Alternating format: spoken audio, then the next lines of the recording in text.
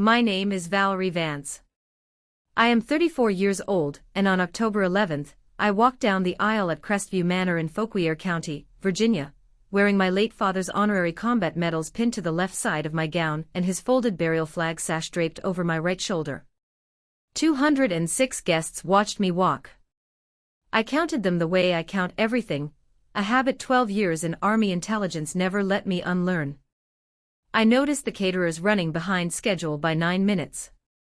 I noticed my mother's hands shaking around her champagne flute before I ever reached the altar. I noticed my sister Sienna wasn't watching me.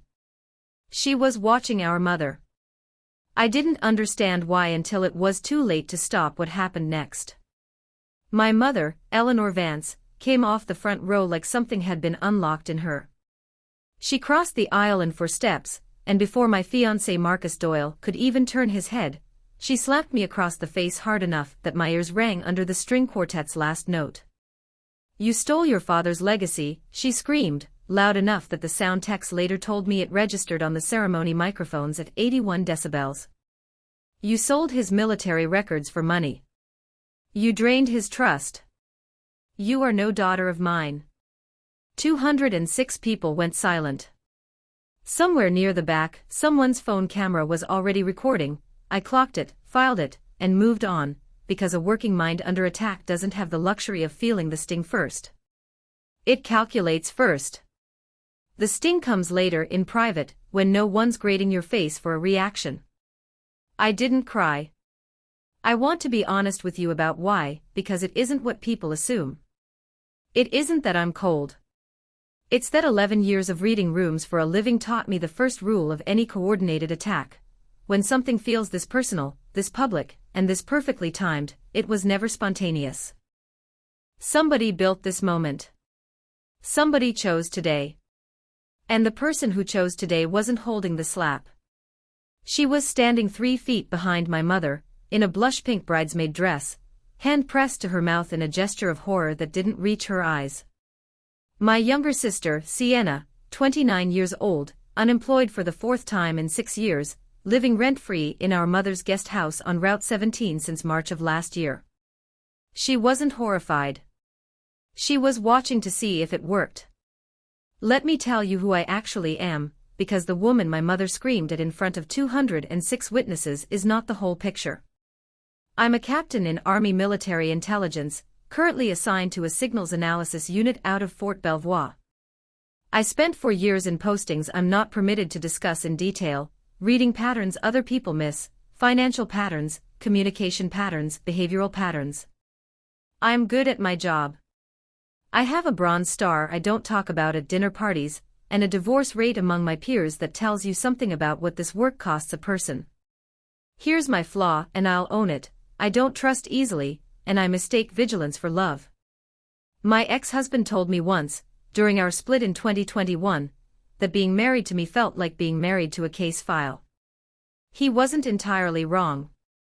I read people because I was taught to survive that way, not because I chose it as a personality. My hidden strength is the same thing that makes me hard to live with.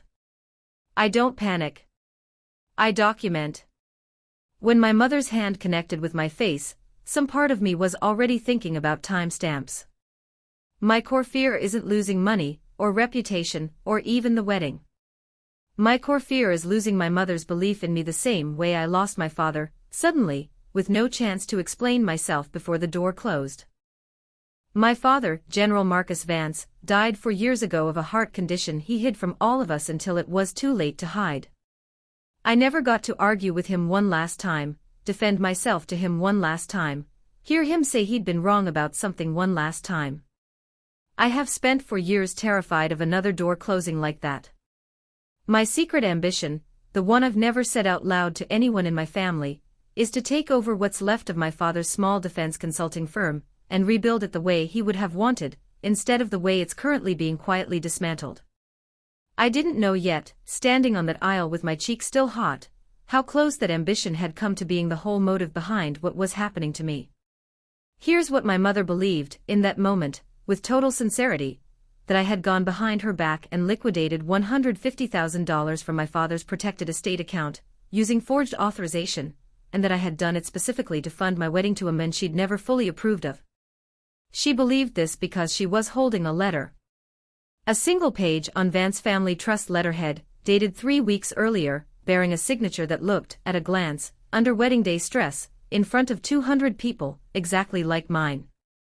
I want to be clear about what my family refuses to admit, even now. They refuse to admit that my mother has not managed her own finances since my father's death. Sienna took that over in the fall of 4 years ago, gently, lovingly, the way she does everything. "Mom, let me handle the mail, you don't need this stress." Sienna has had access to my mother's bank statements, her incoming correspondence, and her outgoing checks for 48 months. Nobody in my family has ever asked what that access actually costs. The reception didn't happen. My new husband, Marcus, drove me back to our rental in Warrenton at 6:40 that evening while I sat in the passenger seat, with a phone in my hand instead of a wedding bouquet, doing the only thing that made the shaking in my hands stop. I opened a secure note file and started writing down everything I remembered. The letterhead font was wrong. My father's trust documents, the real ones, use a serif typeface from a stationer in Alexandria that closed in 2019. This letter used a substitute font, close enough to fool an eye that wasn't looking for it. I was looking for it. The signature was wrong in a way only someone trained to spot forged signatures would catch. The pressure pattern on the downstroke of the V didn't match the muscle memory of my own hand. I've signed transfer authorizations under pressure in classified settings. I know what my signature looks like when I'm rushed, and this wasn't that. This was someone else's hand, practiced, careful, and 11% too smooth. By 9 p.m. that night, 3 hours after my mother's hand had connected with my face in front of 206 guests, I had already pulled the trust's last recorded IP login history using access my father had given me years earlier as his listed backup administrator, access I would learn later, that Sienna didn't know still existed. The login that authorized the $150,000 transfer had come from an IP address registered to a residential address on Route 17. My mother's guest house. The one Sienna had been living in, rent-free, since March of last year. I sat in my wedding dress at my kitchen table at 9:14 p.m., 3 hours married, staring at an IP address that connected my sister directly to the exact fraud my mother had just used to disown me in public, and I understood, for the first time, that the slap was never the attack. The slap was the cover story for something much bigger that Sienna needed my mother to believe before anyone had time to check the paperwork. I picked up my phone and called the one person who could help me pull a full forensic trail before Monday morning, because whatever Sienna had built to take me out of this family, I now had less than 72 hours to take apart. By 6 a.m. the next morning, I had a folder open on a laptop that was supposed to be closed for 2 weeks of leave. Marcus found me at the kitchen table still in my wedding dress from the night before, the sash with my father's flag folded over the back of the chair like it was waiting for permission to be put away. "You didn't sleep," he said. "Not a question." "I found something," I said. "I need you to look at this and tell me if I'm seeing what I think I'm seeing, or if grief is doing this to me." I turned the laptop toward him. On the screen was a scanned image of the letter my mother had been holding, the one that accused me of draining my father's trust. Marcus is not trained in document forensics. He's an architect. But even he could see it once I outlined the letter forms in red. The kerning between the V and A in Vance was off by a fraction no professional letterhead would allow. "Somebody built this in a home printer," he said slowly. "This isn't from a law office." That was confirmation 1. Confirmation 2 came 4 hours later, when I drove to Warrenton and requested, through channels my father had set up for exactly this kind of situation, a full statement history on the Vance Family Trust account going back 18 months. What I found didn't just support what I already suspected. It rewrote the entire timeline of what had actually happened to my family over the last 4 years. My mother did not simply believe I had stolen $150,000 3 weeks ago. My mother had been shown, gradually, over 4 years, a version of me that didn't exist. Here's what I pulled from the trust's correspondence log, every letter that had gone in and out of that account since my father's death, cross-referenced with postal tracking numbers Sienna hadn't realized were still logged in my father's old estate software. In February, 2 years after my father died, I had mailed my mother a card and a $4,000 check as a birthday gift, funded by my Army bonus that year. That check was never deposited. It was intercepted, and 3 weeks later my mother received a typed note, not from me, stating that I had decided the family didn't need my money anymore, and that I'd stopped calling because I had moved on. I never wrote that note. I called my mother every single Sunday for 4 years. Nobody ever told me she wasn't getting my calls redirected straight to voicemail from a call forwarding setting Sienna had activated on the guest house landline, the number my mother still used to reach me. Every letter I sent, every check, every voicemail I left, intercepted, redirected, or destroyed, and replaced, one at a time, with a manufactured story that I was pulling away from this family on purpose. My mother didn't slap a daughter who abandoned her. She slapped a version of me that Sienna had spent 4 years constructing, one intercepted letter at a time. Here's what I hid from Marcus that morning, and what I'm only telling you now. For about 6 minutes, sitting at that table, I wanted to drive to the guest house on Route 17 and confront my sister with nothing but the truth and my own 2 hands. I am trained to control that impulse. It doesn't mean it isn't there.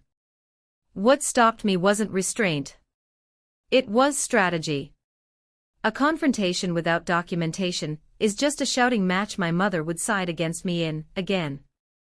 I needed something Sienna couldn't talk her way around. So I went looking for the money. The $150,000 transfer authorized 3 weeks before my wedding hadn't simply vanished. Money like that has to land somewhere, and somewhere leaves a trail even a careful person can't fully erase if they're moving fast. I traced the wire through the trust's holding bank to an intermediate account opened in April of last year under an LLC called Cedar Ridge Holdings.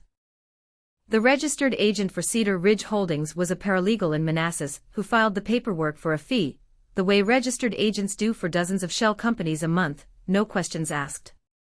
But LLCs have owners, and owners have to be listed somewhere, even when they think nobody's looking. Cedar Ridge Holdings had one listed member, Sienna Renee Vance. The LLC had 2 prior transactions before mine. A $22,000 withdrawal in June of last year, memo line blank. And a $61,000 withdrawal in November, memo line reading, consulting services, for a 29-year-old with no consulting business, no LLC filings under her own name, and number 1099s on record. My sister hadn't discovered a sudden opportunity to steal from me 3 weeks before my wedding. She had been quietly draining our mother's estate for at least 16 months, and my wedding wasn't the reason for the theft. My wedding was the reason for the timing. I understood it fully at 11:52 that morning, standing in the Fauquier County Records office parking lot with my phone in my hand, and the wire records open in front of me. Sienna wasn't afraid of me discovering the theft eventually. Estates take years to settle. She had time. What she didn't have time for was what happens to a shared trust the moment a second Vance daughter gets married, and under our father's original 2019 trust language, becomes eligible to request an independent audit as a co-beneficiary with a spouse now legally tied to the family's financial interests. My wedding wasn't an inconvenience to Sienna's plan. My wedding was the deadline that forced her hand. She didn't need my mother to believe I'd stolen money because she hated me. She needed my mother to disown me, publicly and immediately, before my marriage activated a clause that would have let Marcus's attorney request full trust records within 30 days, records that would have exposed Cedar Ridge Holdings before Sienna could finish moving what was left. I had less than 4 weeks before that audit window closed on its own, without my mother's cooperation, if I didn't act first. I drove home, opened a new file, and typed a single line at the top of the page before I started building the case that would end this at a table Sienna didn't control. Audit request. 30 days. She doesn't know I still have the right to file it without Mom's signature. What I didn't know yet, what I wouldn't find out until I sat across from my mother's estate attorney 2 days later, was that Sienna had already anticipated that clause, and had already taken steps of her own to make sure I'd never get the chance to use it. The estate attorney's office was on the second floor of a converted colonial on Culpeper Street, and I got there 2 days after the wedding with a folder Marcus had helped me organize the night before, tabbed, dated, cross-referenced, the way I'd been trained to build a case file for a commanding officer who wouldn't tolerate a single unsupported claim. The attorney, a woman named Denise Holt who had handled my father's trust since it was drafted in 2019, listened to me for 11 minutes without interrupting. Then she opened a drawer, pulled out a document, and slid it across the desk before I'd finished my second sentence about the audit clause. "You should see this before you say anything else," she said. It was a civil complaint. Filed 48 hours earlier, the morning after my wedding, in Fauquier County Circuit Court. Plaintiff, Eleanor Vance. Defendant, Valerie Vance. My own mother had filed a lawsuit against me before I'd even finished tracing the wire transfer. The complaint alleged fraud and financial exploitation of a vulnerable elder, my mother, 63 years old, described in the filing as suffering from diminished capacity following the loss of her spouse. It requested an emergency freeze on any assets I might access as a beneficiary, and it requested that the court formally strike my name from the trust's list of backup administrators. That last part told me everything. Sienna hadn't drafted this filing out of panic. She'd drafted it with precision, because the one thing that filing accomplished, the only thing that actually mattered inside all that legal language, was stripping me of the exact administrative access I'd used 2 days earlier to trace the wire to Cedar Ridge Holdings. She knew what I'd found. Or she suspected it strongly enough to move first. Here's what I hid from Denise that afternoon, the same way I'd hidden it from Marcus. I felt something close to relief when I read that complaint, and I want to explain why, because it isn't the reaction people expect from someone being sued by her own mother. A lawsuit isn't chaos. A lawsuit is structure. It has deadlines, discovery rules, a judge who has to look at evidence whether he wants to or not. Sienna had spent 4 years operating in the unstructured space of family trust and unread mail. The moment this went to court, she was operating in my space, evidence, chain of custody, sworn statements. I have built entire careers inside rooms with exactly those rules.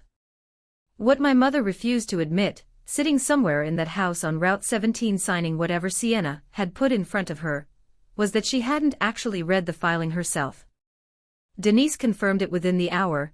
The complaint had been drafted by an attorney named Gregory Feld, a solo practitioner Sienna had retained under her own name 3 weeks earlier, then walked over to my mother for a signature with the explanation that it was protecting the estate. My mother believed she was protecting herself from me. She had no idea she was signing the exact legal instrument required to erase my access before I could use it against her real attacker. Denise agreed to represent me formally that afternoon, and within 4 hours we had filed a countermotion, not to dismiss my mother's complaint, but to compel a full independent forensic audit of the trust as a discovery requirement of the case itself. If Eleanor Vance wanted to argue in court that I had defrauded the estate's full financial history would have to be examined to prove it. Sienna's own lawsuit had just opened the door to exposing Sienna. That's when Denise's paralegal came in holding a printout that changed the entire shape of what I thought I understood about that November withdrawal, the $61,000 marked consulting services. The wire hadn't gone directly from Cedar Ridge Holdings into Sienna's personal account. It had passed through a second intermediate account first, one that took 11 minutes of additional tracing to surface because it was titled under a name I hadn't expected to see anywhere in this. Gregory Feld. The attorney who had just filed my mother's lawsuit against me. He hadn't simply been retained with cash for legal fees. He'd received $61,000 routed through Cedar Ridge Holdings for months before my mother ever signed a single page of the complaint against me. My sister hadn't hired an attorney to protect our mother. She had paid an attorney, in advance, to be ready the exact moment she needed a lawsuit filed fast enough to strip my access before I could finish the trace I'd already started. Which meant one thing I hadn't considered until that moment, sitting in Denise's office with the printout in my hand. Sienna had known I would go looking. She hadn't been trying to stop a suspicion. She'd been trying to survive one she already knew was coming. I asked Denise the only question that mattered after that. How did she know I'd start pulling records within 48 hours of the wedding? Denise didn't have an answer.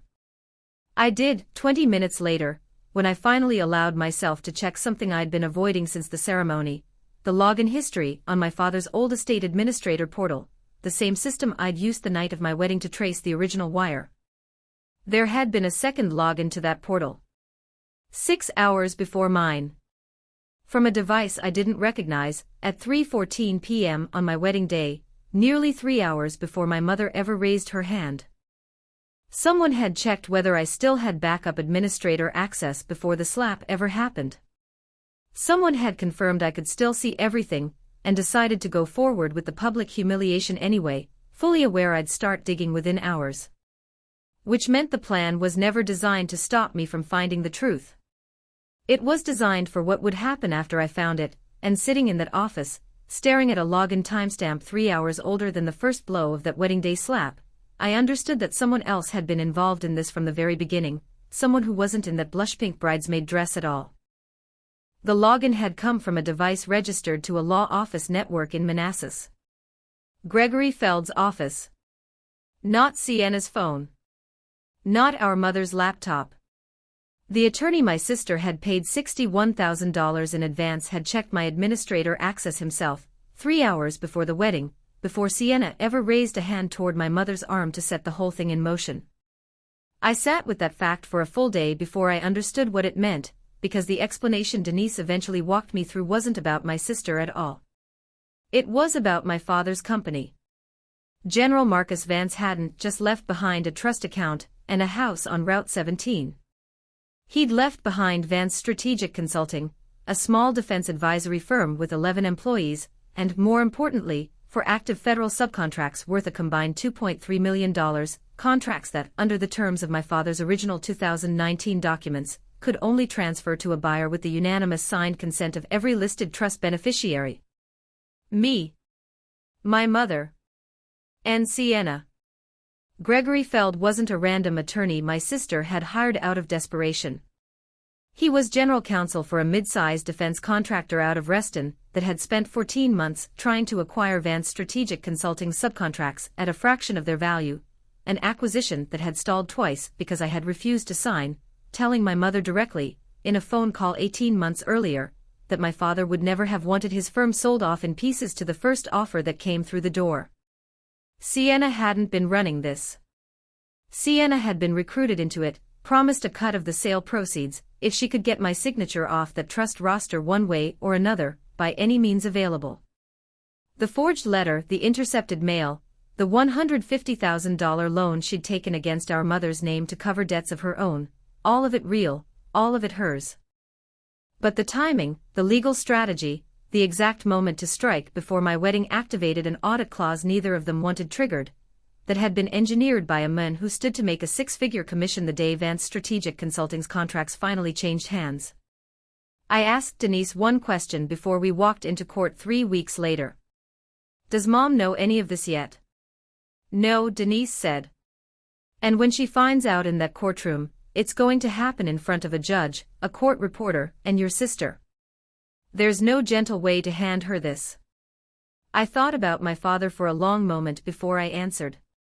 About a man who spent 30 years reading intelligence reports, and never once let the messenger soften the truth just to spare the room. Then she hears it exactly like that, I said. All at once, with proof in front of her, so there's nothing left for anyone to argue about after. The hearing was held on November 4th in the Fauquier County Circuit Court, Judge Renata Cole presiding. My mother sat at the plaintiff's table beside Gregory Feld, her posture rigid, a folder of what she still believed was evidence against me resting under her folded hands. Sienna sat one seat down, close enough to appear supportive, far enough to distance herself if things went badly. I didn't take the stand first. Denise called the trust's forensic accountant, a man named Owen Reyes, who had spent 2 weeks reconstructing every transaction Cedar Ridge Holdings had ever touched. He laid out the $22,000 withdrawal, the $61,000 payment to Feld's firm for months before the lawsuit was filed, and the $150,000 wire routed the week before my wedding, each one time-stamped, each one traced to an IP address inside the guest house on Route 17. Then Denise entered the second exhibit. The login record from the estate administrator portal, 3 hours before the ceremony, originating from Gregory Feld's office network. I watched my mother's face while the exhibit number was read into the record. She didn't look at Sienna first. She looked at Feld, sitting inches away from her at the same table, the man she'd trusted to protect her, and I saw the exact moment for years of carefully built distrust toward me finally cracked open in the wrong direction. "Objection," Feld said, too quickly, his voice pitched half a register higher than it had been all morning. "Overruled," Judge Cole said. "Sit down, counsel." The final exhibit was audio. Denise had subpoenaed the security recordings from the parking structure outside Feld's Manassas office, standard building surveillance that ran audio as well as video for liability reasons, recordings Feld's own office had never thought to have scrubbed, because as far as he knew, no one had reason to look for them. The recording was from 3 weeks before the wedding. Sienna's voice and Feld's, standing beside his car. "She needs to actually believe it," Sienna said. "Not just suspect it. If Mom half believes Valerie stole from her, Valerie fights it in private, and this drags for a year. I need Mom to disown her in public. Completely. That day. So there's no room for anyone to talk her back. You understand, once she signs the complaint, there's no undoing that in front of 200 people," Feld's voice answered. "That's the point," Sienna said. The courtroom was silent for the length of that recording. In a way, I have never heard 200 people be silent, in a wedding tent or anywhere else. My mother did not move. She sat perfectly still, staring at the exhibit screen, until Judge Cole quietly asked if she needed a recess. She said no. She wanted to hear the rest.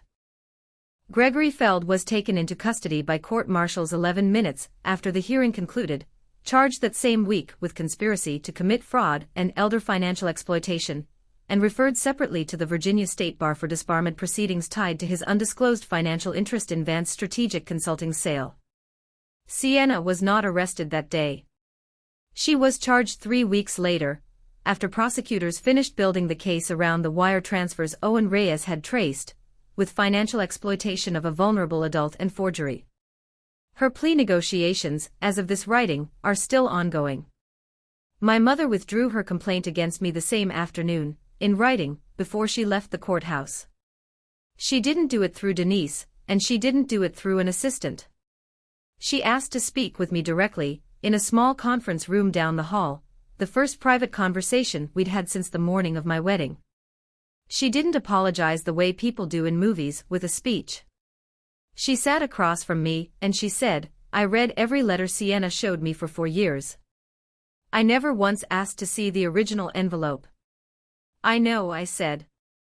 "I slapped you in front of everyone we know," she said, "because I believed a version of you that never existed."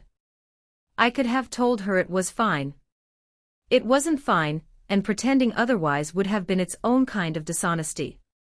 So instead I told her the truth. I'd been sitting with since 9:14 p.m. on my wedding night, 3 hours married, staring at an IP address that changed everything. "It was never about the slap," I said. "It was about who built the moment that made you throw it. I needed you to see who that actually was before I could let myself be angry at you for believing it." Marcus and I held a small second ceremony that December, at my father's grave, just the two of us and my mother, who stood at the edge of the headstone with her hand resting on the flag sash I'd worn the first time, the one she'd nearly torn off my shoulder in front of 200 people for months earlier. She asked if she could hold it. I let her. Vance Strategic Consulting is still ours. The federal subcontracts renewed in January under my name, listed now as the firm's managing partner, a title my father never got to see me hold. Sienna's name remains on the trust roster on paper, pending the outcome of her case, though my mother has already begun the legal process to remove her. I don't know if my sister will ever tell me why she let a stranger convince her that betraying her own family was worth a commission check. I'm not certain she knows the answer herself. What I do know is this: the woman who slapped me in front of 200 wedding guests spent the next 4 months learning to ask a question she'd never asked in her life, not what she was told, but who was doing the telling. That question cost my family almost everything. It's also the only reason we're still one.